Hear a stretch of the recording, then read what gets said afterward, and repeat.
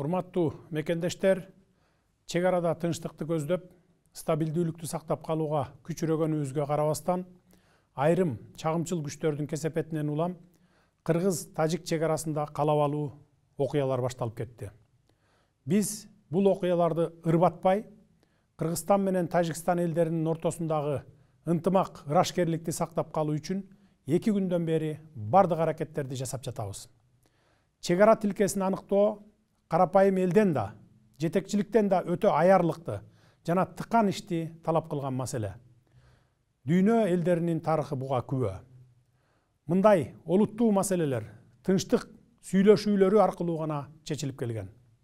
Тажик Республикасынын жетекчилери, байыркы тажик элинин акылкөй адамдары дагы ушундай эле көз карашта экенине ишенемин. Биздин элдерге тынчтыкты сүйүүчүлүк, бирин-бири урматтоо мүнөздүү. Буга биздин көп кылымдык тарыхыбыз далил. Эки элдин достугу Манас эпосунда Манас атабыздын Каныкей апабызга сүйүүсү, арзуусу аркылуу чагылдырылгандагы тегин жерден эмес. 21-кылымда Кыргыз менен Тажик элдери ынтымакта жашоонун өрнөгүн көрсөтүүгө тийиш. Буга биздин коңшу болгонубуздан сырткары табигый ресурстарга ээлик кылганыбыз да милдеттендирет. Мен асыресе суу маселеси жөнүндө айтып жатам. Себеби Кыргызстан менен Тажикстан таза суунун запастарына ээлик кылуу жагынан алдыңкы орунда турган өлкөлөрбүз. Тилекке каршы куралдуу кагылышуунун аягы карапайым адамдардын тынч жашоосун бузуп, адам өмүрүнө жана экономикалык чыгымга алып келди. Эки тараптан тең чоң жоготуулар болду. Учурдан пайдаланып, жакындарынан айрылгандарга терең кайгыруу менен көңүл айтамын.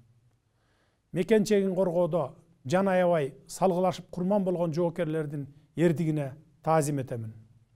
Согушту башташ оңой, токтотуш оор деп айтылат. Тынчтык жана бейпилдик баарынан кымбат. Бир нече жылга созулган жарандык согушту баштан кечирген Тажик эли дагы муну жакшы түшүнөт деген ойдомун. Улуу Орозо айында мусулман калктарынын кырды бычак болуп кырылышып турганы жакшы жосун эмес. Ошондуктан бардык тараптарды тынчтыкка чакырамын.